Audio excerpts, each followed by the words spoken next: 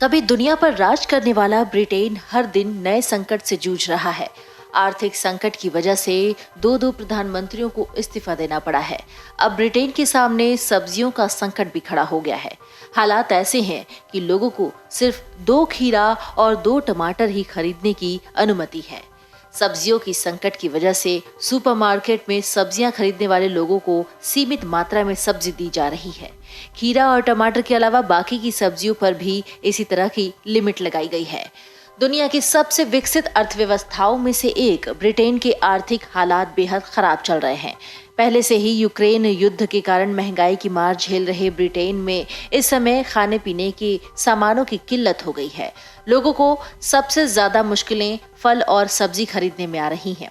बाजार से प्रमुख सब्जियां गायब हैं और लोग सुपरमार्केट के बाहर लाइन लगा रहे हैं। हालात इतने खराब हो चले हैं कि वहां की सरकार ने सुपरमार्केट में सब्जी और फलों की खरीद की सीमा भी तय कर दी है। लेकिन इसी बीच सवाल उठता है कि आखिर सब्जी संकट क्यों आया हुआ है। दरअसल ब्रिटेन और यूरोप के ज्यादातर देशों में कड़ाके की ठंड पड़ती है।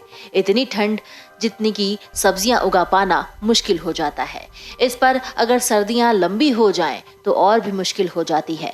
ऐसे हाल में ब्रिटेन में स्पेन और मोरक्को से सब्जियों का आयात किया जाता है। इस साल मोरक्को में कड़ाके की ठंड पड़ी है, इसलिए टमाटर की फसल खराब हो गई है। दूसरी सब्जियों की खेती पर भी बुरा असर पड़ रहा है। चलिए आपको बताते हैं कि किन किन सामानों की किल्लत हुई है। ब्रिटेन में खराब मौसम और यूक्रेन रूस युद्ध के कारण सब्जियों और फलों की आपूर्ति प्रभावित होने से कुछ प्रमुख सुपरमार्केट ने इनकी खरीद की सीमा तय कर दी है। ब्रिटिश सरकार ने बृहस्पतिवार को आगाह किया है कि ये स्थिति महीने भर चल सकती है। टमाटर, मिर्च या शिमला मिर्च, खीरा, ब्रोकली, फूल गोभी और रसभरी का उत्पादन सीमित रह गया है। इससे एक ग्राहक के लिए खरीद सीमा तय कर दी गई है। ऐसे बीच सवाल उठते हैं कि इन सब्जियों की किल्लत का कारण क्या है। इस कमी का कारण दक्षिण यूरोप और अफ्रीका में खराब मौसम के साथ साथ ब्रिटेन और नीदरलैंड में महंगी बिजली के कारण प्रतिबंधित हुई ग्रीन हाउस खेती को माना गया है।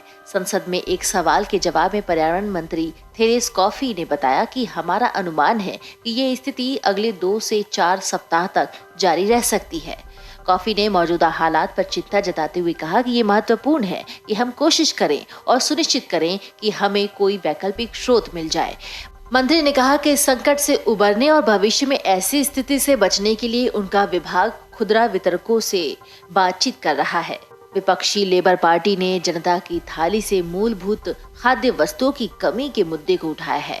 विशेषज्ञों का मानना है कि इस समस्या का तुरंत कोई हल निकाला नहीं गया तो ऐसे समाधान यही है कि सब्जियों की राशनिंग की जाए और किसी तरह से सीमित मात्रा में सब्जियां खाकर ही काम चलाया जाए। Video desk amarujala.com। डाउनलोड करें अमर उजाला ऐप और पाएं खबरें लगातार। अगर आप ये वीडियो YouTube पर देख रहे हैं तो हमारे चैनल को सब्सक्राइब करें और बेल आइकन को दबाना ना भूलें। अगर आप Facebook पर ये वीडियो देख रहे हैं तो हमारे पेज को लाइक करें।